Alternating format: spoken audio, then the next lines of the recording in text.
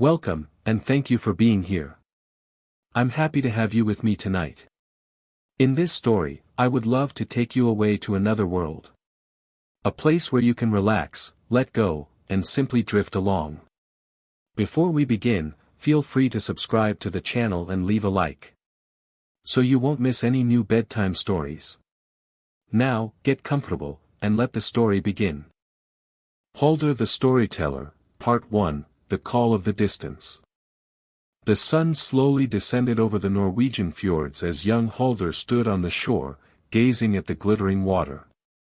His long blonde hair blew in the gentle evening wind as he mentally repeated his grandfather's stories. Haldor was no ordinary Viking. While other boys his age dreamed of becoming great warriors, he was fascinated by words, legends, and the old stories passed down from generation to generation. In his home village of Jarnvik at the end of the Sonafjord, Haldor lived with his family. His father Thorstein was a respected boat builder whose hands could transform every piece of wood into a floating work of art. His mother Astrid was known for her healing herbs, which she gathered in the mountains. Yet Haldor felt drawn to neither of these crafts. His true passion awakened every evening when the villagers gathered around the great fire. There sat Grandfather Eindride, an old man with a long beard streaked with silver and eyes that still carried the fire of youth. His voice was like thundering water when he spoke of the great heroes, of Thor and Odin, of Ragnar Lodbrok and Eric the Red. Haldor always sat in the front row, his green eyes wide open, absorbing every word like dry earth drinks the first spring rain. A storyteller, Eindride used to say, is more than just a man with words.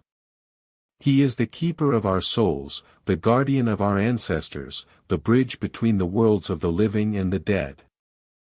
On this particular evening, when Haldor had reached his 17th winter, his grandfather called him over.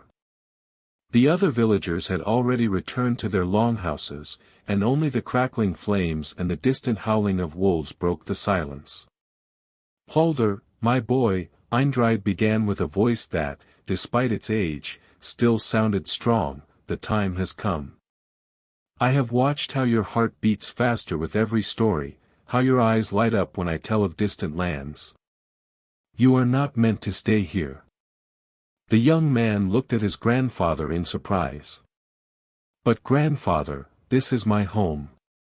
This is where I belong." Eindride slowly shook his head as he pulled a small pouch from his tunic. A true storyteller cannot live only on the stories of others. He must go out and experience his own adventures, find his own truths. Only then will his words have the power to move hearts and touch souls. He handed Haldor the pouch. Inside was a small carved amulet in the shape of Odin's ravens and some silver coins. "I once wore this amulet myself when I traveled the world in my youth. May Hugin and Munin sharpen your thoughts and preserve your memories." In that night, Haldor could barely sleep. His grandfather's words echoed in his head like the echo in the deep caves of the nearby mountains. When morning dawned and the first rays of sunlight crept over the snow-covered peaks, he had made his decision. The news of Haldor's decision to go wandering spread quickly through the village. His mother Astrid cried as she packed him warm clothes and healing herbs. His father Thorstein, a man of few words, hugged him tightly and pressed a finely crafted knife into his hand. "A man needs more than just words on his journey," he murmured in a rough voice. 3 days later, Haldor stood at the bow of a trading ship sailing south. The captain, a large man named Ulf Ironbeard, had agreed to take him along after Haldor had agreed to tell stories to the sailors during the long nights at sea. The first week at sea was hard for Haldor. He was not used to standing on the swaying planks, and more than once he lost his modest breakfast over the railing. But the experienced sailors only laughed good-naturedly and assured him that it happened to every newcomer. In the evenings, when the stars sparkled in the sky like diamonds on black velvet, the men gathered on deck. Then came Haldor's hour. With his back to the mast and his gaze fixed on the attentive faces, he began to tell. At first he repeated his grandfather's stories, but soon he noticed how he began to add his own nuances, filling the characters with life as if they were old friends. The men listened spellbound, even the rough Ulf Ironbeard, who had been at sea for 40 years and thought he had heard everything. "You have a gift, boy," he said to Haldor one night. "The old gods have given you a golden tongue." After 2 weeks at sea, they reached the Danish coasts. In the bustling port city of Ribe, Haldor disembarked with nothing but his bundle, his knife, and the amulet around his neck. The city was larger than anything he had ever seen. Merchants from distant lands advertised their wares, languages mixed into a Babylonian confusion, and the smell of fish, tar, and exotic spices hung in the air. Haldor wandered through the narrow alleys, his eyes absorbing every detail. Here were stories on every corner, waiting to be discovered. At a fountain he met an old beggar whose face was marked by deep scars. Haldor sat down next to him and offered him bread that he still had from the ship. "Thank you, young wanderer," the old man croaked. "It is rare that someone pays attention to an old warrior like me." "A warrior?" asked Haldor with interest.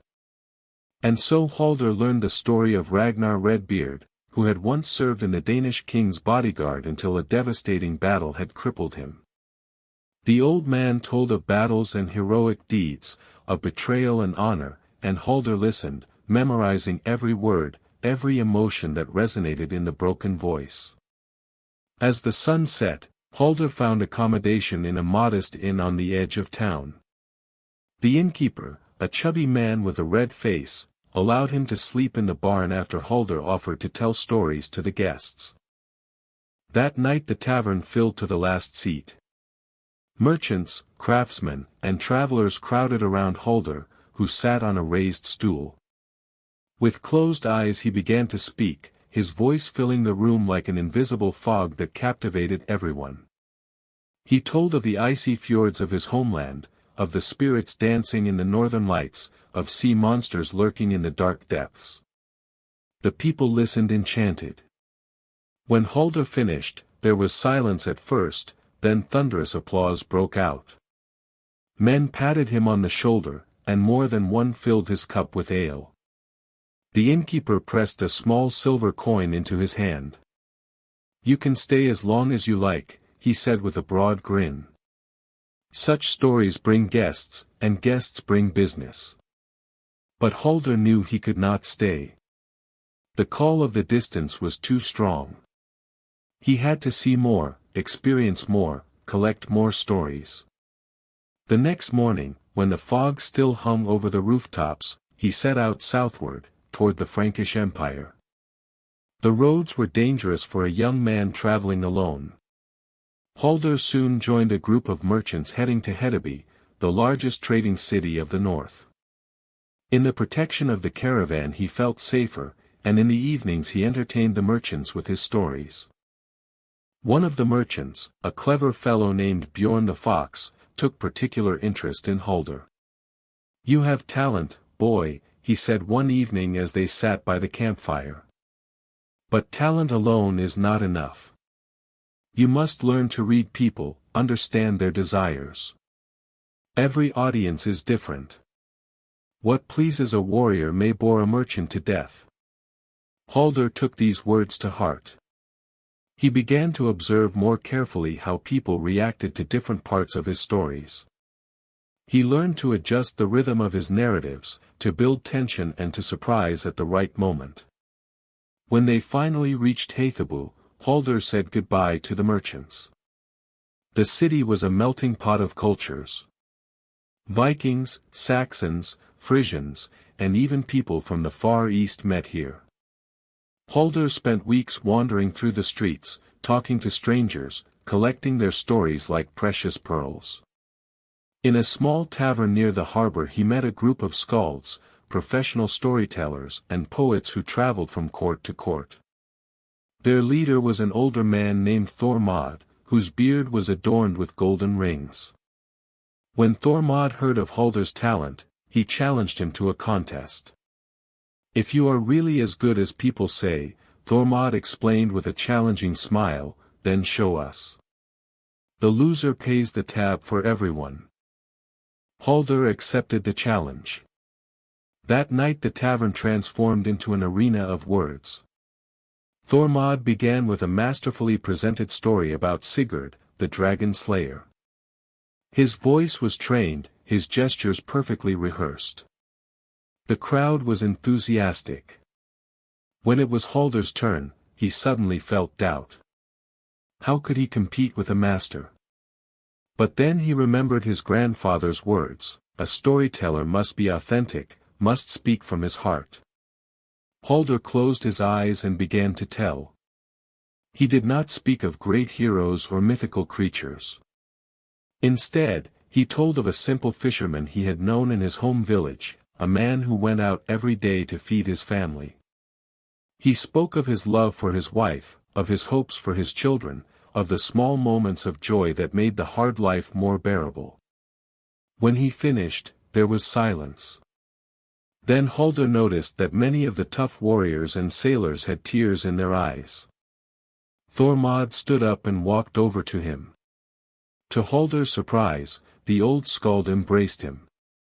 "You have won, young friend," he said quietly. "Not because your technique was better than mine, but because you possess something that cannot be learned, the gift of touching the human soul." That night Haldor was accepted into the Brotherhood of Skalds. He spent the coming weeks learning from Thormod and the others. They taught him the old verse forms, the art of improvisation, and how to use his voice as an instrument. Yet despite all this honor and the comfort the community offered, Haldor once again felt the call of the distance. He dreamed of lands beyond the known world, of stories that no one had yet heard. When the first snow of winter fell, he said goodbye to his new friends. "The path of a wanderer is lonely," Thormod warned him in parting. "But for some, it is the only path." With these words in his heart, Haldor set out on his next adventure, not knowing that the greatest trial of his young life still lay ahead of him. Haldor the Storyteller, Part 2, The Trial of the Ice Sea. Winter laid itself over the land like a white shroud as Haldor turned westward. The rough coasts of the Atlantic called to him, and with them the stories of the brave seafarers who dared venture into the unknown waters. In the port city of Hedeby he heard of a man named Gunnar Stormfist, a captain who was willing to make one last voyage to Iceland despite the approaching icy season. Haldor found Gunnar in a smoky harbor tavern, surrounded by seamen drinking their ale and loudly recounting past voyages. Gunnar was a man like a bear, broad-shouldered, with a thick black beard and eyes as blue as the sea on a clear summer day. Scars ran across his hands, witnesses to countless battles with the elements. "Iceland?" Gunnar rumbled when Haldor asked for passage. "You are mad, boy. The ice sea is merciless in winter. Most who set out now do not see the next spring." But Haldor would not give up. He had heard of the legendary island where hot springs bubbled from the earth and mountains spat fire. He had to see these wonders with his own eyes, had to hear the stories of the people who lived in this harsh land. "I can pay," said Haldor, showing the silver coins he had earned in Hathebu. "And I can entertain your men on the long crossing." Gunnar studied him for a long time. Finally he nodded slowly. "We need every man aboard who can pitch in. If you are willing to work and not just tell stories, you may come. But I warn you, if the sea takes us, none of your stories will save us." 3 days later, Gunnar's longship, the Valkyrie, put to sea. The crew consisted of 20 hardened men, each a warrior and seaman. Besides Haldor, there were 3 other passengers aboard, a blacksmith named Eric who wanted to build a new existence in Iceland, a widow named Ragna with her young daughter Freya who was traveling to relatives, and a mysterious old man who called himself only Rurik and barely spoke a word. The first days of the voyage were calm. The ship glided smoothly through the waves, and Haldor quickly learned to pitch in. He helped set the sails, row when the wind died down, and bail the water that constantly seeped into the ship. His hands, accustomed only to holding cups and stroking old parchments, soon became covered with blisters and calluses. In the evenings, when the sun set in the west and the sky turned 1,000 shades of red, Haldor told his stories. The rough men who during the day only shouted orders and did heavy work sat quietly and listened to his words. Even the grim Gunnar seemed to enjoy these moments, though he never admitted it. Little Freya, who had just seen 5 winters, always sat close to Haldor. Her mother Ragna had confided in him that the child had barely spoken since her father's death. But when Haldor told stories, her eyes lit up, and sometimes a smile flitted across her delicate face. One evening, when the others were already asleep, the mysterious Rurik came to Haldor. The old man sat down next to him at the railing, where Haldor was watching the stars. "You have a rare gift," Rurik said in a voice that sounded as if it came from great depth. "The gift of not only telling stories, but healing souls." Haldor looked at him in surprise. "Who are you really?" An enigmatic smile played around Rurik's lips. "Someone who has seen many storytellers come and go. Some use their gift only to elevate themselves. Others, like you, have a pure heart. Guard it well, young Haldor, for the world will try to take it from you." Before Haldor could ask more, Rurik disappeared back into the shadows of the ship, silent as a ghost. On the 5th day the storm broke. At first it was just a stronger wind tugging at the sails. But within an hour the sea transformed into a raging beast. Waves as high as the longhouses in Haldor's home village towered up and crashed over the ship. "All hands to the oars!" Gunnar roared against the howling wind. "Keep the ship into the wind, or we'll capsize." Haldor fought his way through the chaos to his place at the oars. The rain whipped against his face like 1,000 icy needles. His hands slipped on the wet wood, but he held on, rowing with all the strength he had left. Around him the other men fought just as desperately against the elements. Ragna clung with Freya under deck to a mast post. The blacksmith Eric, a large strong man, helped bail the water that was flooding into the ship in dangerous quantities. Only Rurik stood calmly at the bow of the ship, as if he were part of the storm itself. Hours passed, in which every moment became an eternity. Haldor's arms burned like fire, his lungs gasped for air. More than once he thought this was his end, that the sea would swallow him, and no one would ever learn of the young storyteller from Jarnvik. But then, when the night was at its darkest, something strange happened. Through the howling of the storm, Haldor heard a small voice. Freya was singing. It was an old song that her mother had taught her, a song about the goddess Ran, the ruler of the sea. The childish voice was delicate, but somehow it penetrated the noise of the storm. One by one the men joined in. At first hesitantly, then more and more powerfully. Even Gunnar, who had never been particularly religious, sang along. The words gave them new strength, united them in their fight against the raging sea. And perhaps the gods heard their song, or perhaps it was just luck, but gradually the storm subsided. When morning dawned, the sea lay calm again, as if nothing had happened. The Valkyrie had survived, though not unscathed. The sail was torn, 2 rowing benches broken, and the ship was leaking in dozens of places. The men broke into exhausted jubilation. They had survived. They had defied the ice sea and still lived. Ragna stepped up to Haldor with Freya at her hand. "Thank you," she said quietly. "When I heard Freya singing, I knew that your stories had given her hope again." She hadn't sung in weeks. Haldor knelt down to the little girl. You saved us all, he said gently. Your voice reached the gods. Freya smiled for the first time since he had known her, really broadly and genuinely. The repairs took all day. Fortunately, Eric was a skilled craftsman and helped repair the broken rowing benches. They sewed a makeshift replacement for the torn mainsail from spare sails. The ship would get them to Iceland, but it had become vulnerable. In the evening the crew gathered again. The men were quiet, still marked by the experience of the past night. Gunnar stepped up to Haldor. Tell us a story, he said. No hero story this time. Tell us of hope, of homecoming, of things worth living for. Haldor nodded.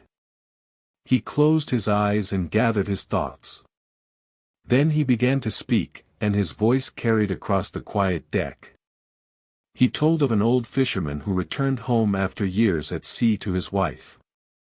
He had nothing but his memories and the scars of the sea, but his wife received him with open arms, for she had never stopped waiting for him. He spoke of the warmth of a home fire, of children's laughter, of the first snow on the mountains of home. When he finished, there was a long silence. Then one of the men began to cry, a large bearded warrior named Arn. My wife, he said sobbing, is also waiting for me. I had almost forgotten how much I miss her. Other men also shared their thoughts, their fears, their hopes.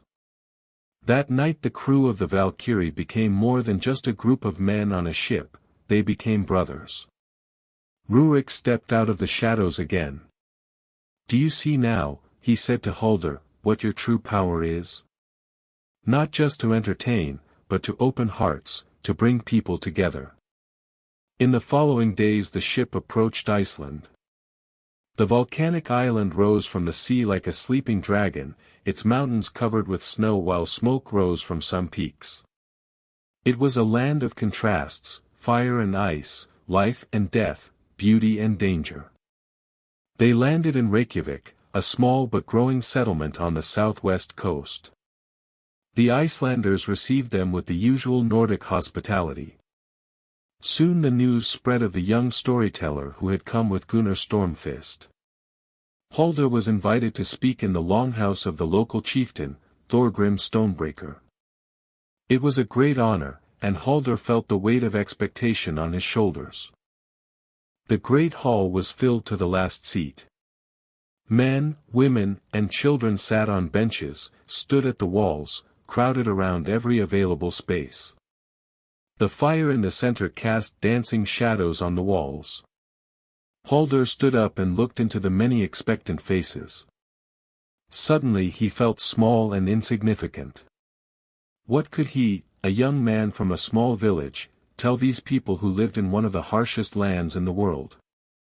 Then his gaze fell on little Freya, who sat in the front row looking at him expectantly. He remembered Rurik's words, keep a pure heart. He didn't have to be the greatest storyteller. He just had to be honest. I came here, he began, to collect stories, to hear of your heroic deeds. But on the journey I learned that the true stories are not only about warriors and kings. They are about each of us. He told of the crossing, of the storm, of Freya's song, of the camaraderie among the men. He spoke of fear and hope, of loss and rebirth. And when he finished, every eye in the hall was moist. Thorgrim rose. The old chieftain, whose face bore the marks of 60 hard winters, came up to Haldor. You are truly a skald, he said in a deep voice. Stay with us for the winter. My people would like to hear more from you. Haldor accepted gratefully. The winter in Iceland became a time of learning and growing. He heard the stories of the Icelanders, of their flight from Norway from tyranny, of their struggle to survive in this inhospitable land, of their dreams and hopes. Rurik, who had also stayed in Reykjavik, became his mentor. The old man taught Haldor the deeper secrets of storytelling, how to direct emotions, how to use symbols, how to create multi-layered stories so that each listener finds something different but personal in them. A story, Rurik explained, is like a fjord. On the surface it may appear calm and clear. But underneath there are depths, currents, hidden lives. The true master creates this depth. When spring came and the ice began to melt, Haldor knew it was time to move on. He still had so much to see, so many stories to discover. But Iceland had changed him. He was no longer the insecure young man who had left his home. The trial of the ice sea had hardened him, shown him that he possessed more strength than he had believed. Upon his departure, Thorgrim gave him a beautiful cloak made of walrus bone and wool. "So that you do not forget us," said the chieftain. Freya ran to him and hugged him tightly. She whispered in his ear, "Never forget that the smallest voice can be the loudest." With tears in his eyes, Haldor boarded a trading ship returning to the mainland. As Iceland disappeared on the horizon, he placed his hand on the amulet around his neck and thanked the gods for this experience. His next destination was the Frankish Empire, where completely different adventures awaited him. Haldor the Storyteller, Part 3, In the Shadow of the Cathedrals. The Frankish Empire received Haldor with a world so different from everything he knew. The cities were larger, the streets more paved, and everywhere stone churches towered into the sky, monuments to a god his ancestors had never known. Haldor reached the city of Paris in early summer, when the Seine flowed calmly through the city and the gardens were in full bloom. Paris was a labyrinth of narrow alleys and lively marketplaces. The noise was overwhelming, merchants advertised their wares, blacksmiths hammered on their anvils, horses neighed, children laughed and shouted. And the people themselves were so diverse, Franks in fine robes, merchants from the Far East with exotic fabrics, monks in brown robes, knights in shining armor. Haldor found accommodation in a modest guesthouse near the Seine. The innkeeper, a portly man named Bernard, was initially suspicious of the long-haired Northman. But when Haldor explained that he was a storyteller, Bernard's features brightened. "A minstrel?" he asked in broken Norse. "Something like that," Haldor replied. "I tell stories, but I don't sing." Bernard scratched his chin. "The people here love stories, but they are different. They want to hear about noble knights, about courtly love, about virtue and honor. Your wild Viking stories might fall on deaf ears here." That was a challenge Haldor had to face. He spent the next few days wandering through the city, listening, learning. He visited the marketplace where troubadours sang their songs. He snuck into the great cathedral of Notre Dame, which was just being built, and marveled at the massive stone walls reaching toward heaven. There he met an old monk named Brother Augustine, who worked in the monastery's library. The monk was fascinated by Haldor's origins and invited him to visit the library, a room full of books and scrolls, more than Haldor had ever thought possible. "Knowledge is power," Brother Augustine explained as he lovingly stroked an old codex. "And stories are the carriers of this knowledge. But here in the Frankish Empire, stories have a different task than in the north.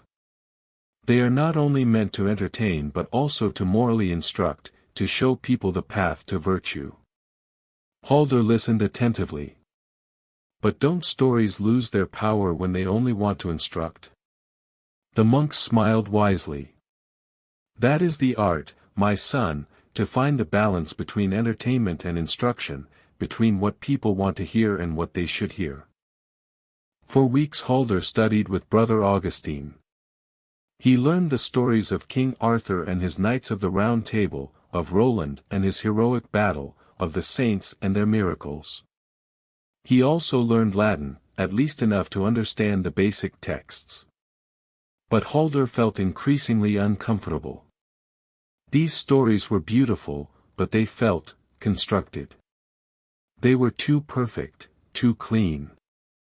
The people in them were either completely good or completely evil, without the shades of gray in between that make real life. One evening he spoke about this with Brother Augustine. The old monk nodded understandingly. "You are right, my son.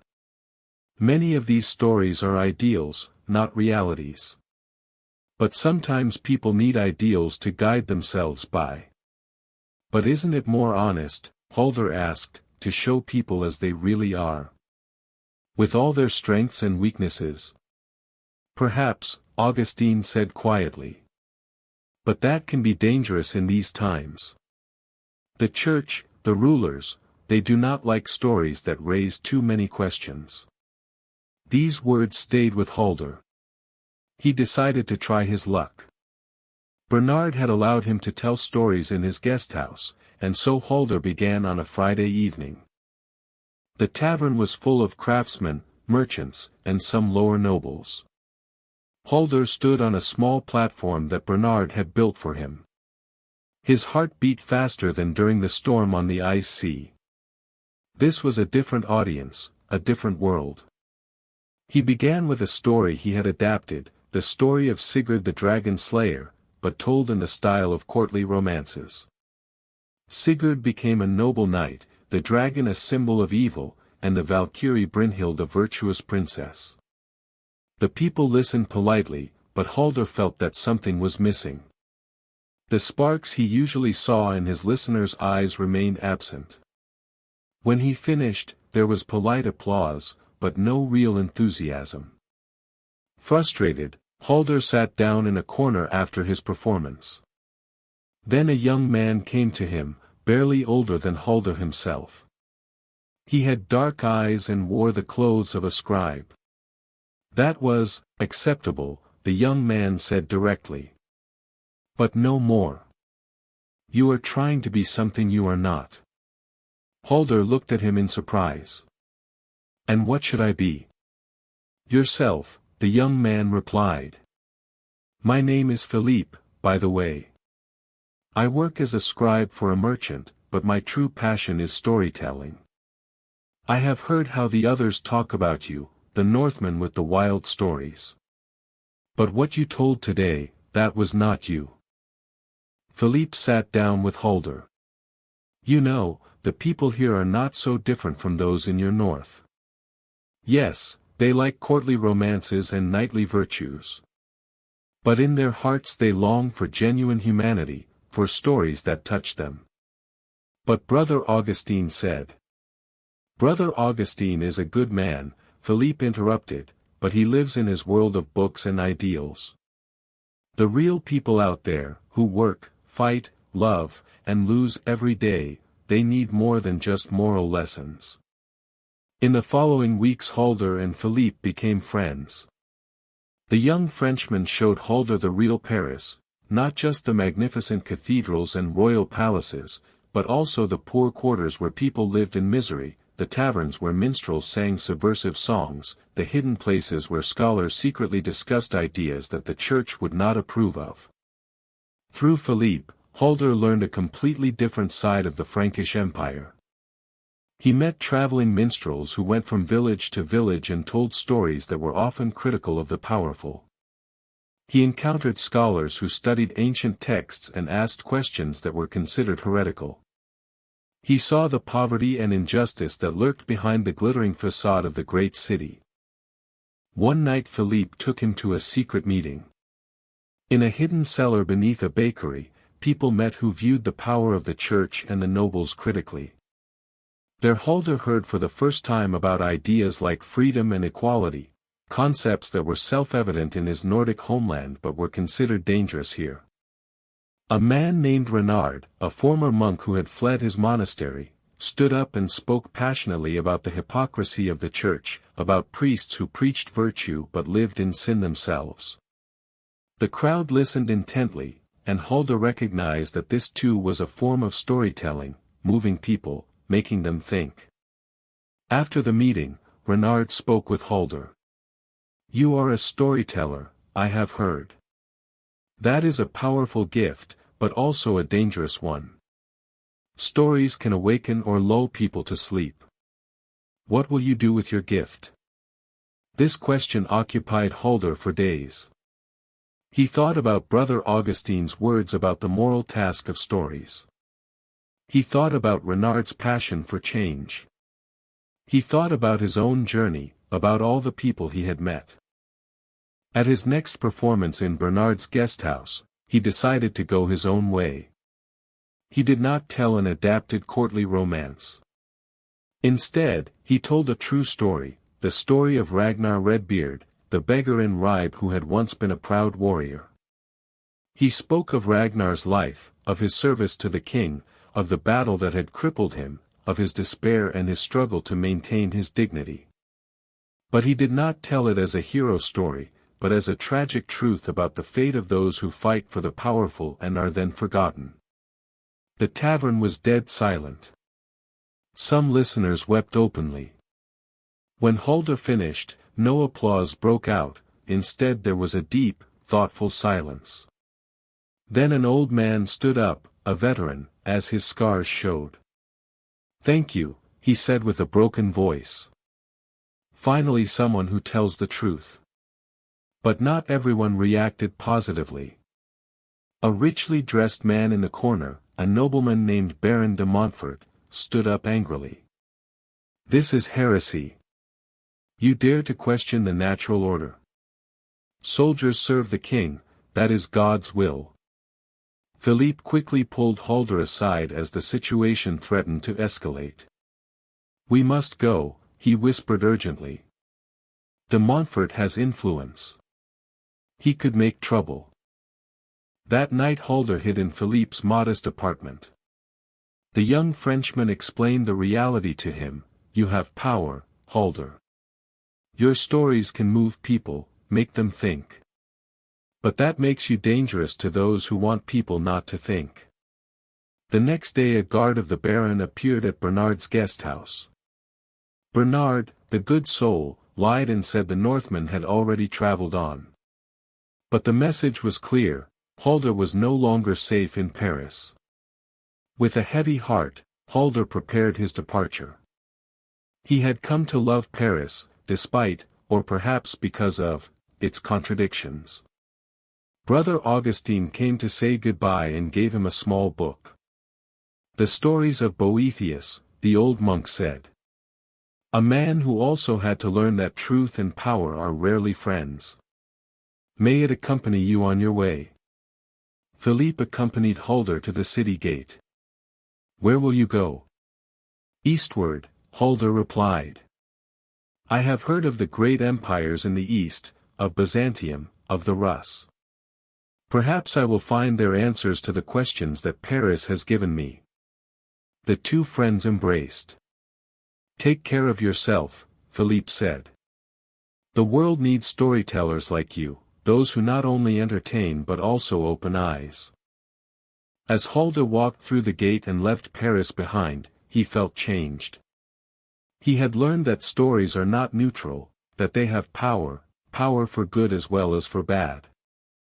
He had learned that a storyteller bears responsibility, not only to his art but also to the truth and to the people who listen to him. The road led him through French villages and German forests, ever further eastward. Everywhere he stopped, he told his stories, sometimes more cautiously, sometimes more boldly, but always honestly. And slowly his reputation grew. People spoke of the Nordic skald whose stories went deeper than just entertainment, who touched hearts and stimulated thoughts.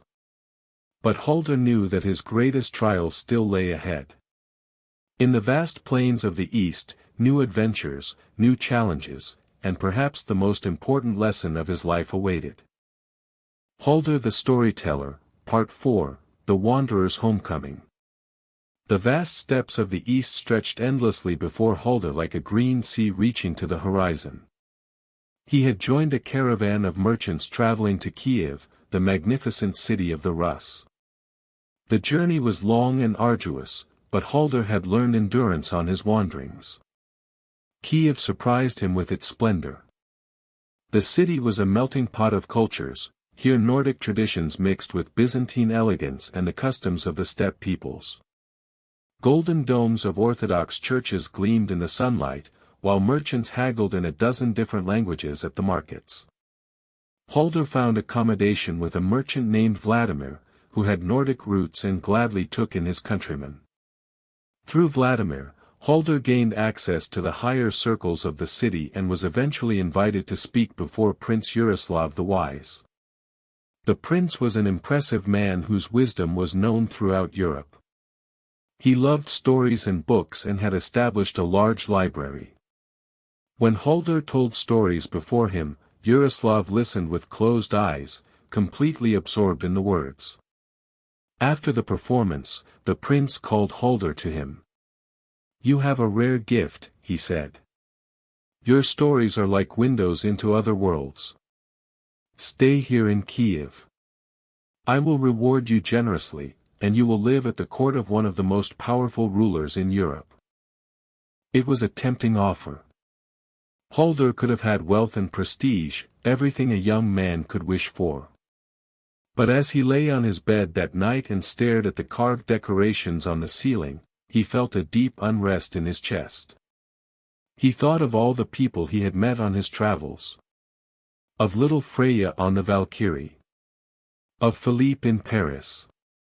Of Ragnar Redbeard.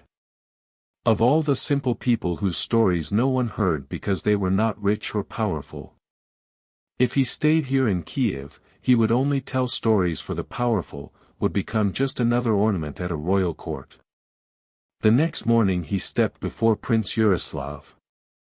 "I am honored by your offer," Haldor said respectfully. "But I believe my path leads elsewhere. A storyteller who speaks only for kings forgets whose stories are really meant for all people." The prince was initially surprised, then nodded slowly.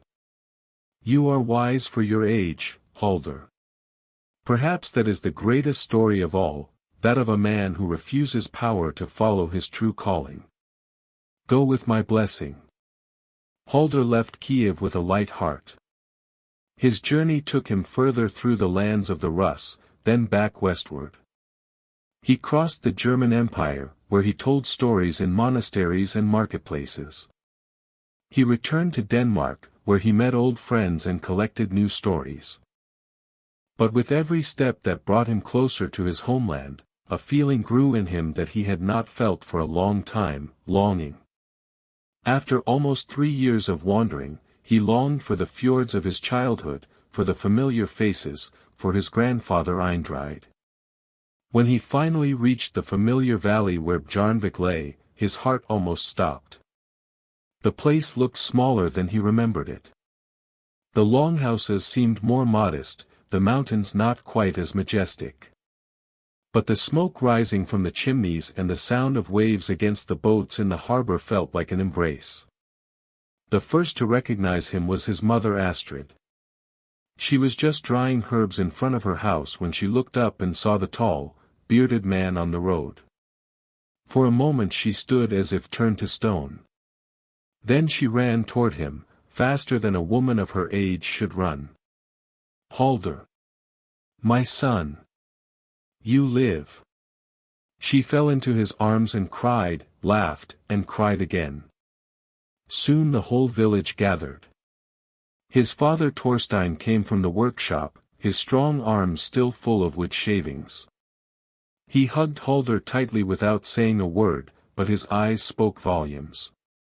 Old friends, neighbors, even the children who had been playing, everyone came to greet the returned son of Bjarnvik. But one face was missing. "Where is grandfather?" Haldor asked, though he already saw the answer in his mother's eyes. Astrid led him to the hill behind the village where the ancestors were buried. A new burial mound lay there, decorated with stones and runes. "He went peacefully to the halls of the ancestors 6 months ago," she said quietly. "Until the last day he spoke of you, was proud of his grandson who had gone out to see the world." Haldor knelt before the grave. Tears ran down his face. He had hoped to tell his grandfather about all his adventures, to show him what he had learned. Now Eindride would never know. Or would he? That night the whole village gathered at the great fire, the same fire where Haldor had sat as a child and listened to his grandfather's stories. Now he stood where Eindride had once stood, and all eyes were on him. "I left as a boy," Haldor began, his voice steady despite the emotions, "and return as a man. I have crossed the ice sea, walked through the streets of Paris, spoken before princes and beggars. But the most important lesson I learned here, in this village, from an old man with a silver beard." He began to tell. He spoke of his journey, but not as a heroic epic. He told of the people he had met, of their hopes and fears, of their joys and sorrows.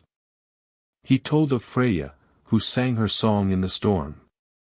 Of Philippe, who showed him that truth is more important than safety. Of Ragnar Redbeard, who kept his dignity despite everything. Of Prince Yaroslav, who understood that true wisdom sometimes means letting go. The night passed, and still Haldor spoke. The stars wandered across the sky, the fire was rekindled, and no one went to sleep. The people of Jarnvik listened spellbound, as if they themselves were taking this journey. When the first rays of morning sun crept over the mountains, Haldor ended his tale. "Grandfather once said a storyteller is the bridge between worlds. Now I understand what he meant. We are not just bridges between the living and the dead, between past and present. We are bridges between people, we help each other understand, see ourselves in each other's eyes." In the silence that followed, an old man rose from the crowd. It was Olaf the Wise, the oldest man in the village. He walked slowly to Haldor and laid a hand on his shoulder. "Eindride knew you would return," Olaf said with a trembling voice. "Before his death he gave me something for you." He pulled out a small package wrapped in leather. "He said you would understand when the time was right." With trembling hands Haldor opened the package. Inside lay an old, yellowed book, his grandfather's diary. On the first page was written, "For Haldor, my grandson and heir. You have gone to find your own stories, just as I once did. Now you know the truth, that the greatest stories are not about gods and heroes, but about ordinary people doing extraordinary things. Tell their stories. Give them a voice. That is the true legacy of a storyteller. Your grandfather, Eindride." Haldor pressed the book to his chest and looked up at the sky. He felt that Eindride could see him, that his grandfather was proud of him. In the following months Haldor settled in Jarnvik, but he did not remain still. He traveled from village to village, from fjord to fjord, and everywhere he told his stories. But he did more than that, he listened. He collected the stories of the people he met. The story of the widow who raised her children alone. The story of the fisherman who went out to sea every day despite losing his son. The story of the young couple who were together against the will of their families. Each of these stories was a treasure, and Haldor preserved them all, writing them down in books, a skill he had learned from Brother Augustine, so they would not be lost. Over time, other young people came to him who also wanted to become storytellers. Haldor taught them what he had learned, not just the techniques of storytelling, but also the importance of truth, compassion, humility. He taught them that stories have power and that this power must be used wisely. Years passed.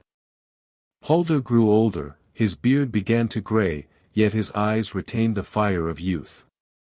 He had a family, a wife named Ingrid whom he had met in a neighboring village, and 3 children to whom he told stories every evening. One evening, when Haldor already wore a gray beard and the first wrinkles marked his face, he sat at the same fire where his grandfather had once sat. His own grandchildren sat at his feet, their eyes large and expectant. "Tell us a story, grandfather," cried little Astrid, named after his mother. Haldor smiled. He looked into the flames and saw there all the faces of the people he had met on his journey. Freya, who sang in the storm. Philippe, who fought for truth. Ragnar Redbeard with his broken dignity. Eindride, who had taught him everything. I will tell you the story of a young man, he began, who left his village to see the world. He sought great adventures and heroic deeds. But what he found was something much greater. He found out that in every person there is a story worth telling. He learned that true greatness lies not in power or fame, but in the ability to see, hear, and understand others. The children listened spellbound, just as Haldor had once listened to his grandfather. And in this moment Haldor understood the deepest truth of his life: he had not really returned. His journey had never ended. Every story he told was a new journey. Every listener he touched was a new adventure. The circle had closed, and yet it was infinite. Just as Eindride had passed his legacy to Haldor, so would Haldor pass it to his grandchildren, and they to their children, and so the stories would live on, from generation to generation, a living bridge through time. As the stars sparkled in the sky and the fire slowly burned down, Haldor placed his hand on the amulet of Hugin and Munin that still hung around his neck. He closed his eyes and felt the peace of a man who had found his place in the world. He was Haldor, the storyteller, the wanderer, the keeper of souls, the bridge between worlds. And his story would live on, long after his voice had fallen silent, carried by all those whose hearts he had touched. Thus ended the story of Haldor the Storyteller. Or rather, thus it began anew, for the best stories never really end. They live on in the hearts of those who hear them, and in the voices of those who retell them. Good night, little dreamer. May the stories in your dreams lead you to new adventures. Thank you for listening to this story. I wish you a wonderful, peaceful night and sweet dreams. If you enjoyed the story, please follow the channel and leave a like, so you won't miss any new bedtime stories. Sleep well, and see you soon.